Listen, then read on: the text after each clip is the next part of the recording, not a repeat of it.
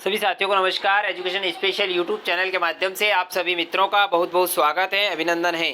जैसा कि सभी साथी जानते हैं, एजुकेशन स्पेशल यूट्यूब चैनल के माध्यम से समय समय पर विभिन्न जानकारियां आप तक पहुंचाने का प्रयास इस प्लेटफॉर्म के माध्यम से किया जाता है। आज फिर एक महत्वपूर्ण वीडियो हम आपके लिए लेकर आए हैं। पूरी जानकारी यहां पर आपको बताने का प्रयास करेंगे। इससे पहले यदि आप चैनल पर नए हैं और आपने चैनल को सब्सक्राइब नहीं किया है तो प्लीज़ आप चैनल को सब्सक्राइब कर लें और बेल आइकन को प्रेस कर लें ताकि आने वाले वीडियो के नोटिफिकेशन आपको मिलते रहेंगे। साथ ही साथ आप वीडियो को बिना स्किप किए अंत तक पूरा देखेंगे ताकि पूरी जानकारी यहां पर आपको स्पष्ट रूप से मिल सकेगी। जी हाँ साथियों, जान लेते हैं क्या है पूरी अपडेट। प्राचीन भारत का इतिहास जानेंगे आज।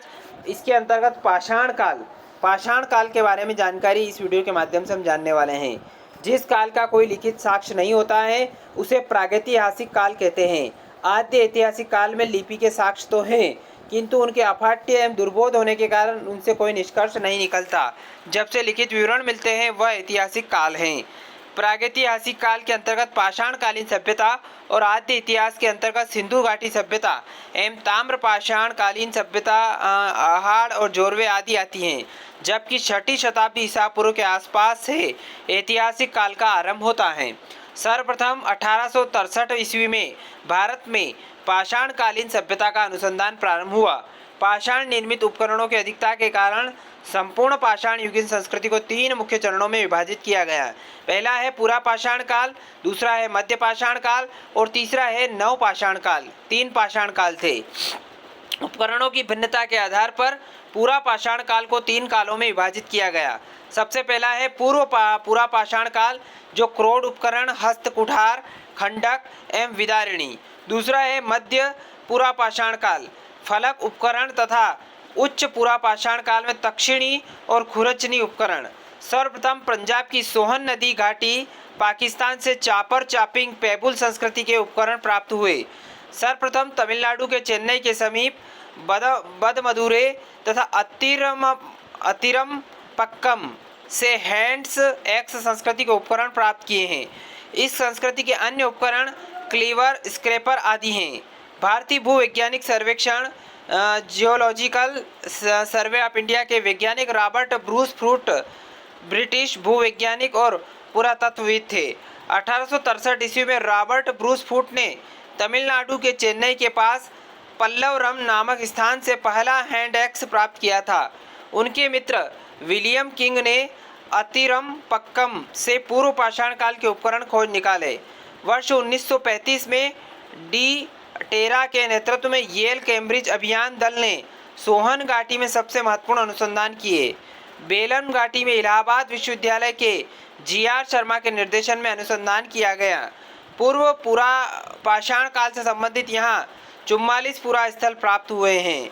उपकरणों के अतिरिक्त बेलन के लोहंदा नाला क्षेत्र से इस काल की अस्थि निर्मित मात्र देवी की एक प्रतिमा मिली, जो संप्रति कौशाम्बी संग्रहालय में सुरक्षित हैं।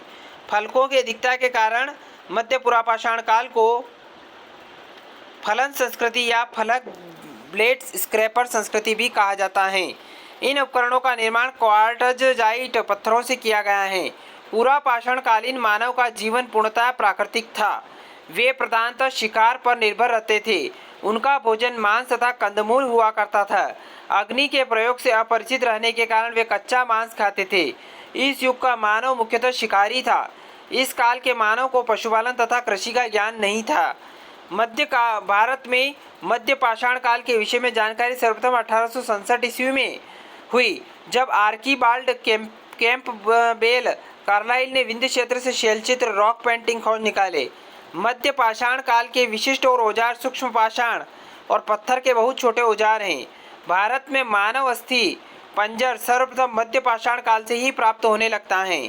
गुजरात स्थित लंगनाज एक महत्वपूर्ण मध्य पाषाण कालीन पुरा स्थल है।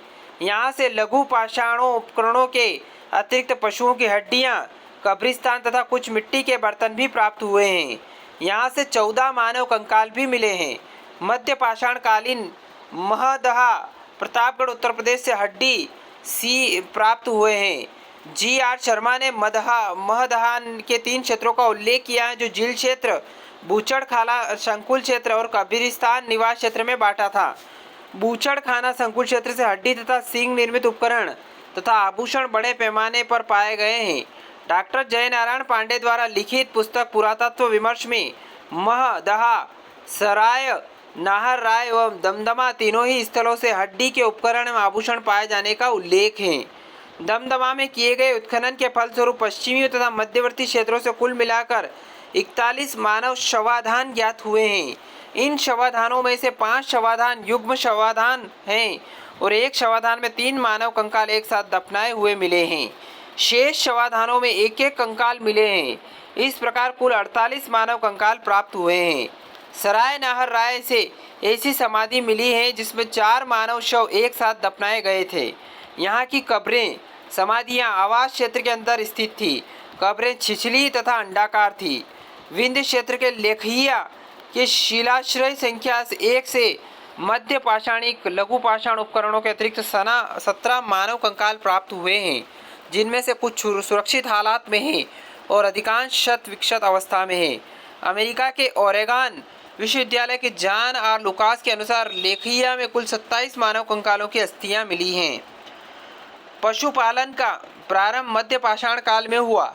पशुपालन के साक्ष्य भारत में आदमगढ़, नर्मदापुरम मध्य प्रदेश तथा बागौर भीलवाड़ा राजस्थान से प्राप्त हुए हैं।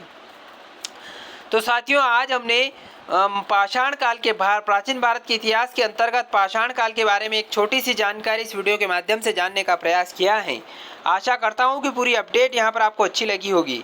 यदि वीडियो अच्छा लगे तो लाइक करें, शेयर करें, कमेंट करें। एक बार और निवेदन है, चैनल को जरूर सब्सक्राइब कर लें और बेल आइकन को प्रेस कर लें। धन्यवाद। जय हिंद, जय भारत।